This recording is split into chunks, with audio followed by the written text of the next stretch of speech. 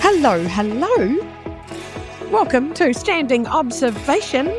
Standing Observation for this week. So, it's been a big week. I've had a really big week.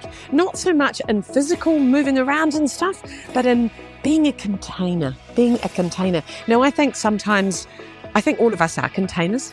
I think some people are big containers and they hold a lot of space. Some people, little containers. Some people are fucking thimbles, right? They can't do much. They just a little wee thimble and they get overwhelmed very easily. Now, I happen to be a big container, which is useful because I have a big life. I like a big everything. Oh, big. Like a big greedy, right? Like a bit of big. I am a big container.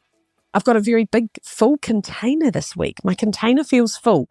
Now, I've got a bit of a theory, and I think at the moment, we're heading into the end of the year and people are a bit wrecked. People are tired, overwhelmed. There's a lot going on for a lot of people. And what I'm noticing is a lot of people have got a lot happening. So sometimes I think, if the year is a seesaw, it's tipped up and all the dirt is running to one end. So the end of the year, it feels like that sometimes, like there's a lot going on. It's almost like the year's going quick, let's get all the shit in before the new year. That's how I feel. So I feel like there's a lot of stuff being jammed in. In my world personally at the moment, I've got a lot of people dealing with a lot of pain out there at the moment. A lot of people dealing with family stuff, medical stuff, physical stuff, emotional stuff, like just all this stuff, And I've had 4 people this week, and my really close people to me, with some really big shit going on, like parents going into rest homes, medical, horrendous cancer diagnosis, marriages falling apart, people needing to urgently leave their homes and shift stuff, and just a lot of stuff and a lot of kind of really big stuff. And sometimes you find all that big stuff's happening all at once, hospital trips and just a lot. There feels like there's a lot going on. And it brings me to what I'm really noticing is the benefit of support and what good support looks like.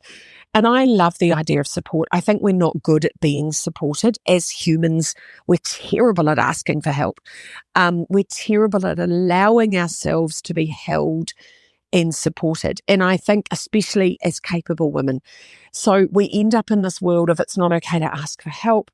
I have to do everything myself. I don't want to admit that shit's really hard right now. I don't want to be seen to be weak. I don't want to crumble.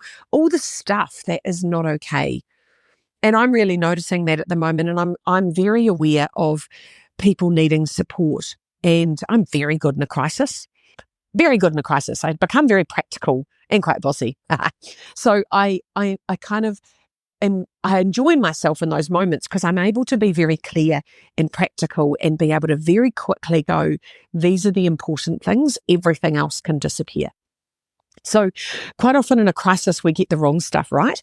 And we just have to hunker down and go, what are the really big rocks that need to go in this jar? What are the things that we really need? And I think the first thing we need is good people.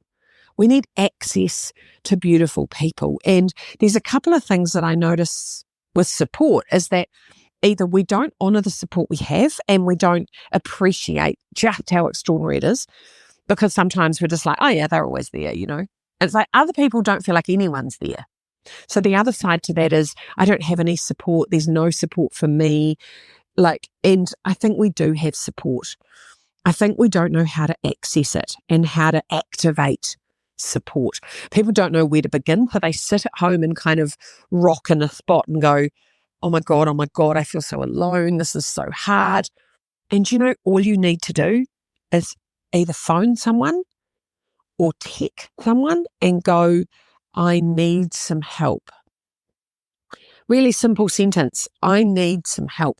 And the minute you do that, shit starts to happen. It's like activating a button that goes, I just need some help. And you may not even know what that help is. Don't worry. What we do is we sit around and try and work out what the help is. You don't need to work it out. Just go, I need some help, and trust that some people will know more than you. They will be in a better position than you. They will have resources you don't have right now, whatever that looks like. So I need some help is the first thing. need some help. And I'm in a bit of a spot, right? And I think friendship is so, so important. One of the reasons I'm very good at helping and I'm very good at support is that I'm very well supported. So I have incredible support around me, and having good support is absolute gold. The thing is, to get good support around you, you need to lean into that. You need to know what that looks like. You need to ask for help, and you need to surround yourself with good people. So who are your good people? I want you to think about that. I want you to think about the good people. I also want you to think about, what are you like in support? And I think sometimes we're really keen on fixing shit, or we're really keen on, making everything better. Oh, yes, quick, tidy it up. There, make it all pretty. Sometimes it's not pretty. Sometimes it's a fucking mess, right? And sometimes in a moment, I notice when I'm with someone, sometimes even old me, positive Polly, who likes to think about all the upside, there is no bright side sometimes in that moment. You're just sitting there going, fuck, this is just shit. This is shit, right? Someone's just had some really bad news.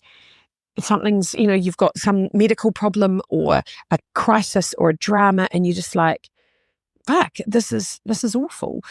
And sometimes when there's no bright side, you just need someone to sit in the dark. You need someone to sit in the dark. Years and years ago, like 20 years ago, a friend of mine's husband left very suddenly, and she was absolutely devastated. And we didn't know what to do. She was so devastated she could barely speak. She didn't see it coming, and it was just awful. And we just took turns at sitting in the dark. I remember sitting in the dark, not talking. She just wanted to sit in the dark, and she didn't want to talk. And we just were like, we're just going to sit here. And it was kind of like a sit-in, and it's like just sitting there, just going to sit there. Another time, a friend of mine was in deep grief, and I rang her and said, what do you need? And, it's a stupid question. She doesn't know what she needs. She didn't know. And I said, do you want to meet for a coffee? And she said, no, I think I'm just going to have a quiet day on my own. And I suddenly went, oh, no, that doesn't feel right. I just went to her house, and she said, oh, I thought we weren't going out for coffee. And I said, no, we're not, but just feel like I need to be here. And she burst into tears and slid down the cupboard door and just sat on the floor and said, thank you for coming.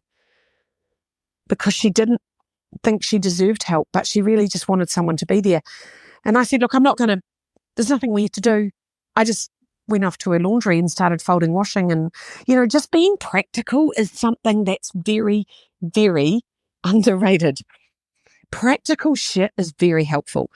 And, I know often when people die, people will say, oh, I don't know what to do. And, oh shit, do I go round? And what shall I do? And they get in a flap about them and a flap about, I don't know what to do. Just fucking do something. Just go and turn the lawnmower on. Just, there's something that I like to do whenever I hear that someone's died or someone's got some kind of trauma in their world. Just drop something on the porch. Now, that might be, I've got a friend who is also, I'm allergic to gluten, making a gluten-free something for someone who has food allergies is incredibly practical, because when you have food sensitivities, you can't eat the shit that other people, you can't eat the sponge from the New World or the bloody, the pie from the bakery. So having someone that thinks about something as practical as that is very helpful. I just drop toilet paper, biscuits, basic stuff, the basics that every human is going to need, tissues and toilet paper. When you've got a death and you've got a house full of people, you're going to need toilet paper, right? You're going to want some biscuits to put on a plate. And Murphy's Law, the week someone dies, you'll have no groceries. That's what will happen. So it's like, what do you need? What is something very, very practical? And I think sometimes we can't fix things, and, you can't kind of stop the downpour, but you can walk in the rain. So being practical, I think, is incredibly useful. There's 4 things, I think, when it comes to support. The first one is be useful. So just practicality wins. The second one is be kind. Don't judge this person. Don't judge how they're handling things, what they're doing, what they're saying. They don't even know what they're doing or what they're saying. They're in a real pickle, and you just got to sit with them and go, oh, wow, I wouldn't do that. But okay, look, here we are, right? So not judging people and being really kind, I think, is incredibly important. Staying connected, like daily, just texting and going, are you good? I'm here. If you need anything, I'm here. Don't ring. Don't make them have to talk to you on the phone. They may not feel like talking. One of the benefits of texting is you can be very subtle in your connection. So you can just text and say, hey, going, just thinking of you. Anything you need, I'm here. I'm going to the supermarket. Do you want anything? Just very small little texts that they know you're there and they don't have to reply to. I often say, please don't feel like you have to reply. Just want you to know I'm thinking of you. Don't respond. Because the last thing they need is to be, I remember when my kids were in hospital, having to keep up with the barrage of texts and responses. So don't be offended if people don't reply because they have so much going on. They might be in their mind going, oh my God, that's so lovely. Thank you so much. But their fingers just haven't sent the message. So staying connected, that's the third one. And then being thoughtful. I love the idea. I do a thing called shoe shifting. Try and get in their shoes. Try and go, what would that person want? Because we often do for people what we want. What we want is not necessarily what they want. They might be different than you. So what is the thing that they would want? I would want a box of organic groceries because I do love organic food. Other people want pies and bourbon, right? I'm like, just give people what they want. Be thoughtful about what's the right thing for them right now. Because I think being in support, think about who you can support. Who can you reach out to? Who's got a shitty time going on? Who needs a ride to a hospital? Who needs some baking? Who needs some... Oh, Max is being supportive. Now listen to Max. See, Max is just being supportive. He's letting me know that someone is at my door while I'm doing my observation. So that's probably someone dropping something off for my friend that we're supporting because we're gathering together. So gathering together and being together, I love that. I'm going to go. I'm going to go and answer the door, collect the stuff that I'm taking to my friend. I'm going to keep calm, carry on and be supportive. And I want you to think about that. So that's my observation, that human friendship is so bloody valuable. Have a wonderful, wonderful weekend. Talk to you soon. Bye.